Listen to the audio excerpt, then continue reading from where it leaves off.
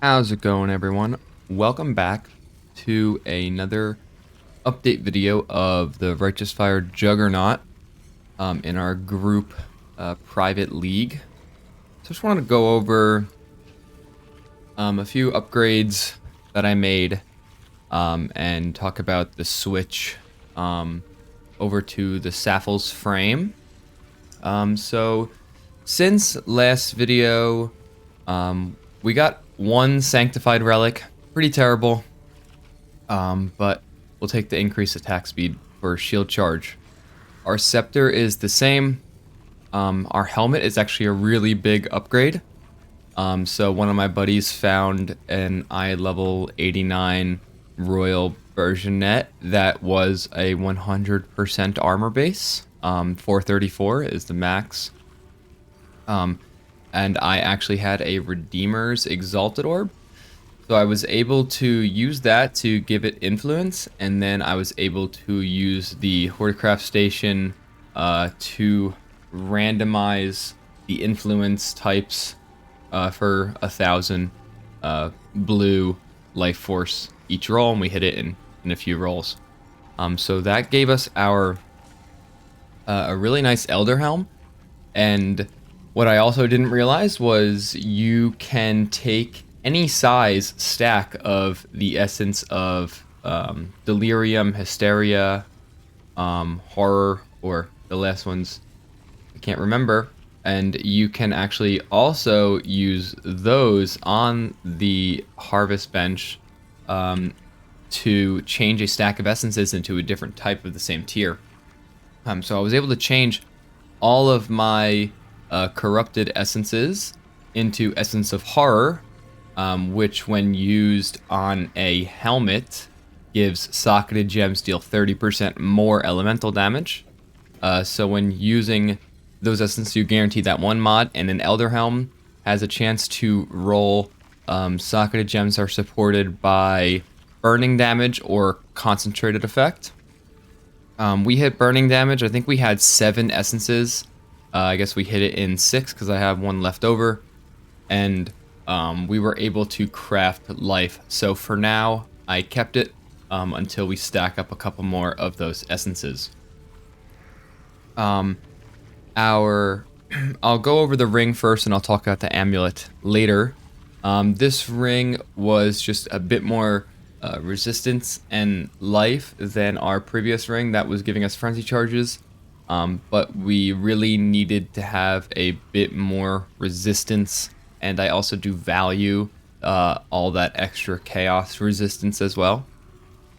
Soon, what I'm thinking is I will take some stacks of these catalysts and hopefully use all my blue life force, because the blue life force isn't that useful, and roll it all into prismatic catalysts so that I can make maybe 2 more rings with enhanced resistance modifiers, so that those resistance mods on them get really large.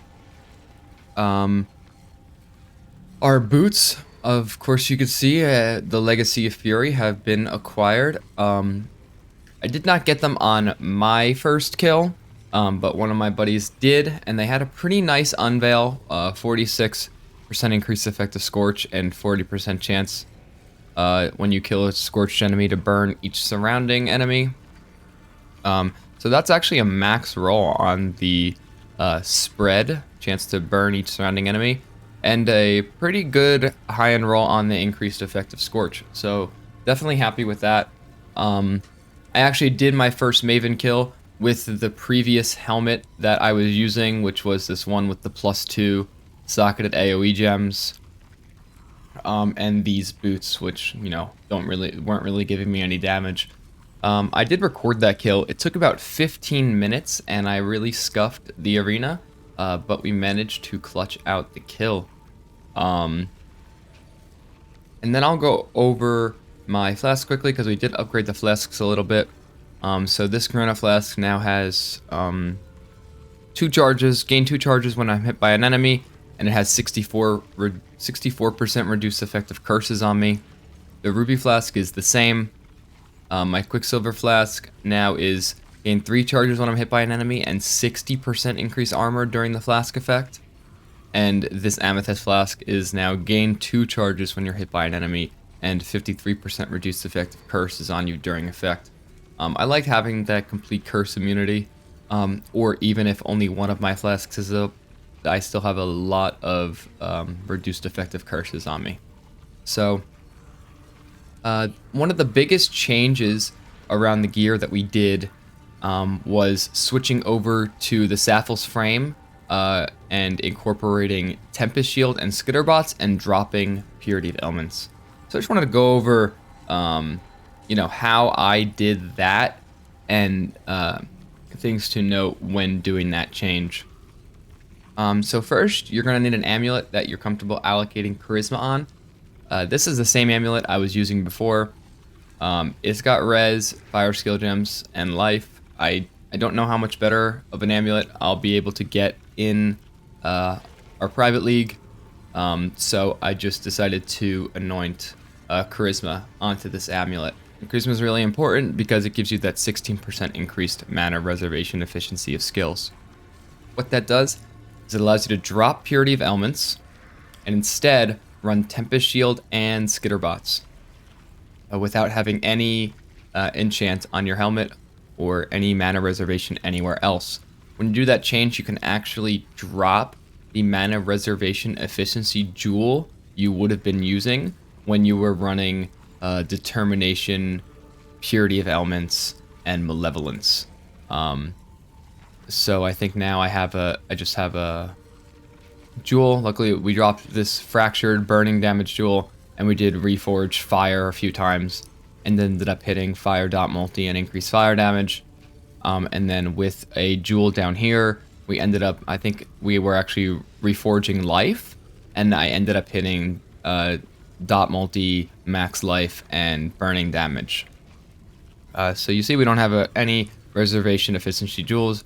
We just have a couple of the reservation mass clusters, and up here and down here. And that allows us to run our Vitality with Arrogance and Determination, Tempest Shield, Malevolence, and Skitterbots. Something I would recommend, and Pox, mainly coming from Pox, is that when you get to around 40,000 armor, is when it's probably a good idea to do that change over to Tempest Shield and Skitterbots. So Sappho's frame is, of course, a huge deal when it comes to this, because of the +4 to all maximum resistances, as well as the plus 20 to 30 all elemental resistances. When you're dropping Purity of Elements, although the gem itself gives you something like 33 all elemental resistances, you actually do run a lot of aura effect.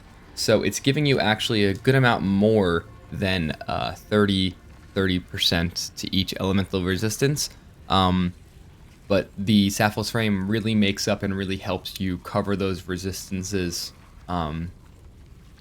And so that is huge. And also the cannot block attacks. That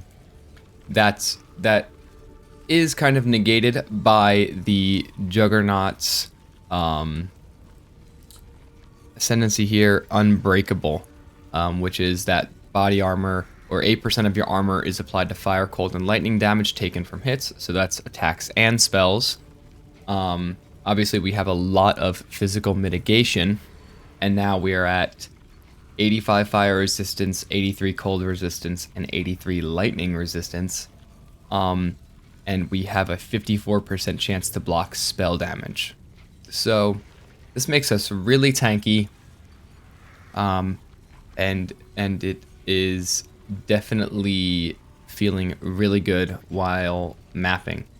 A couple of gear that I got that I am gonna be working on, sort of, or at least one piece, are these Titan gauntlets that I got with tier 1 fractured lightning resistance. So I am looking to use those. I did actually also get this tier 2 ancient gauntlets with tier 2 fractured lightning resistance, and I was reforging life, and I actually hit tier 1 life and tier 1 increased life regeneration rate.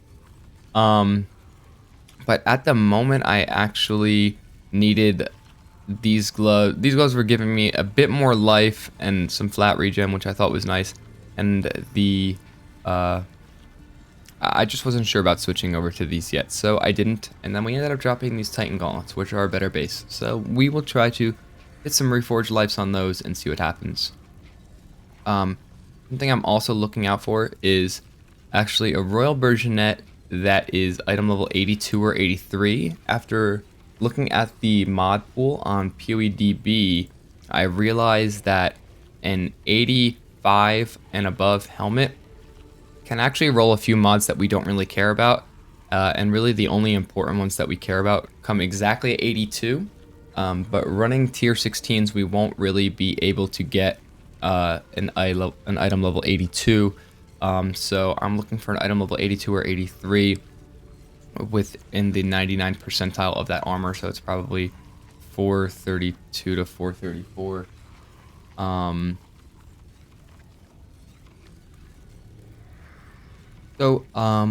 We also managed to drop actually the brass dome, and the unveil on it was really good. 393 increased armor and +5 to all maximum elemental resistances. So now we've been trying to run some more June missions and to get Hillock in. I think it's research or one of those, whichever one Hillock needs to be in to increase the quality of armor. So maybe we get this to 28%, and then we'll try to 6-link it. I really don't have that many fusings at the moment, so by the time we get Hillock where he needs to be to get that to 28%, hopefully this stack of fusings will be a bit higher. That's pretty much what I'm working on, but in the meantime, we've progressed our Atlas tremendously. We've unlocked all the favorited slots except for the Feared. Currently for the Feared, I've done Cortex, Shaper, and Elder. Still working on getting those Chayula fragments and the pieces to fight Uber at Zeri. But when we do, I think we'll be able to take down the Feared with this character, no problem. I think the last map we're missing is Twilight Temple, which I actually have 3 div cards for, and it's 3 out of 6. And the Exarch altars actually drop those a lot.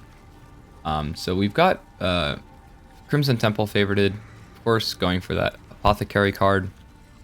And then we've got Strand as our connected map that's favorited, which will really help us sustain maps.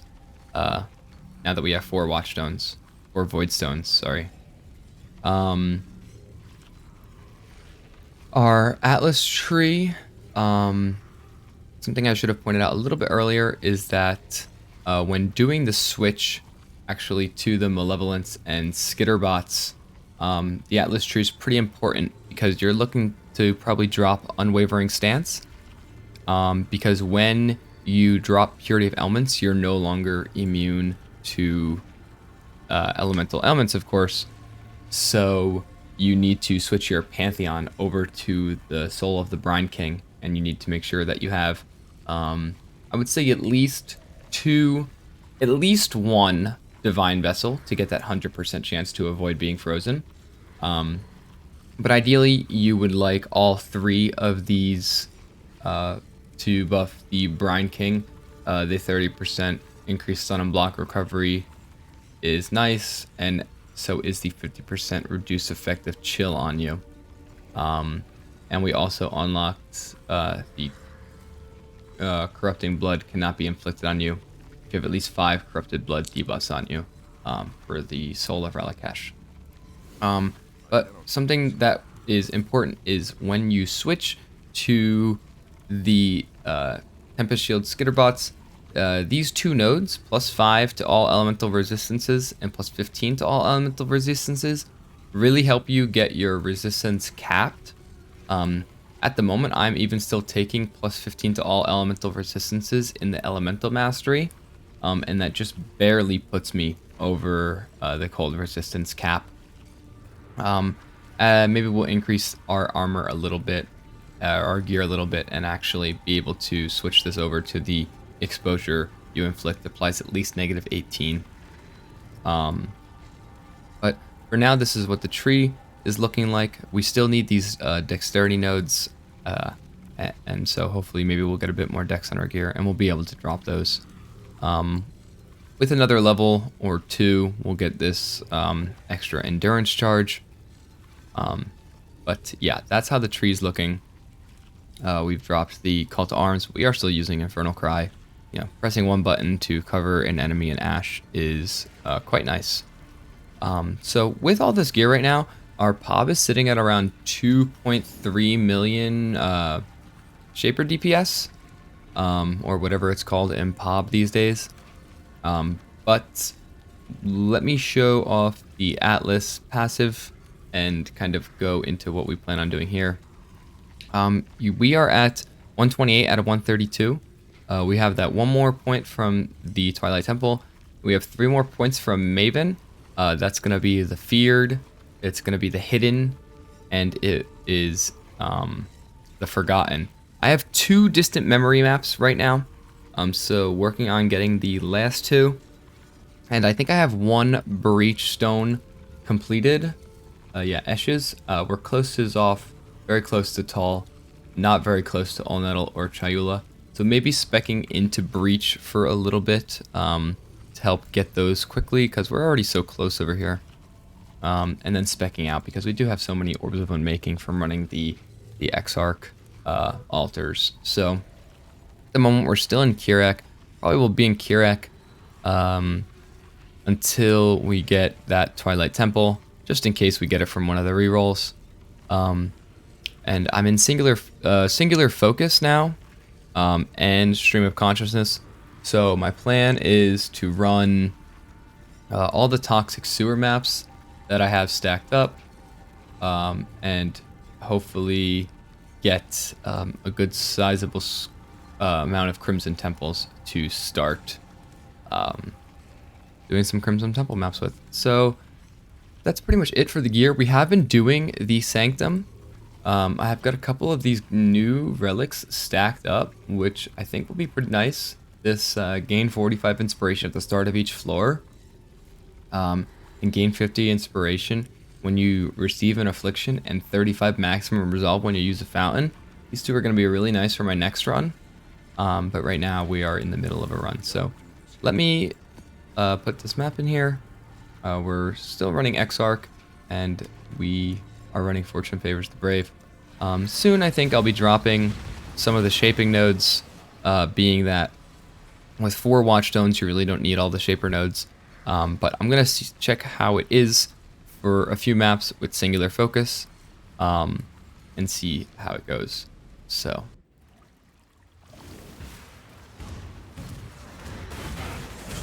we'll just skip over this ritual, but we will get our Sanctum run stored to run that next. And this video is a bit longer than thought it would have been, but so we'll skip over the harvest for now. I'll come back for that later. As you can see, we are leveling Life Tap.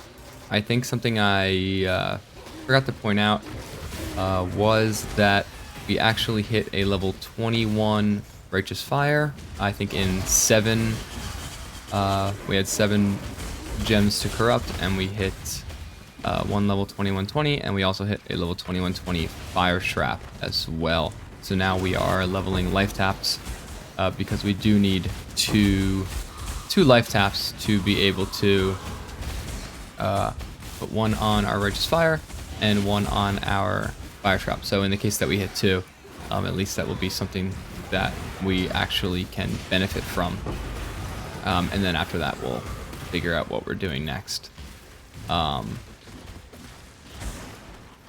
But the mapping feels good. Debating on switching from the Jugg node that gives you increased AoE based on your endurance charges to the unyielding, which basically stops you from being slowed at all.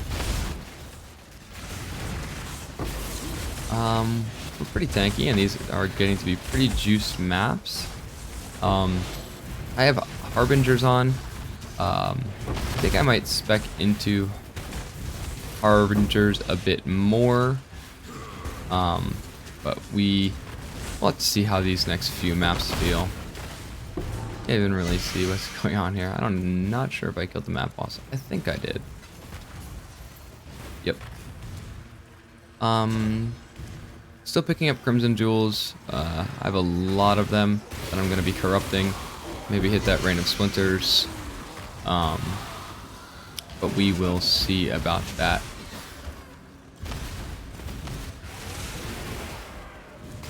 We're level 96 now, and we are hopefully going to be pushing 97 now that we are kind of done bossing for a little bit. So looking for that, and then maybe, you know, see how much further we can get after that.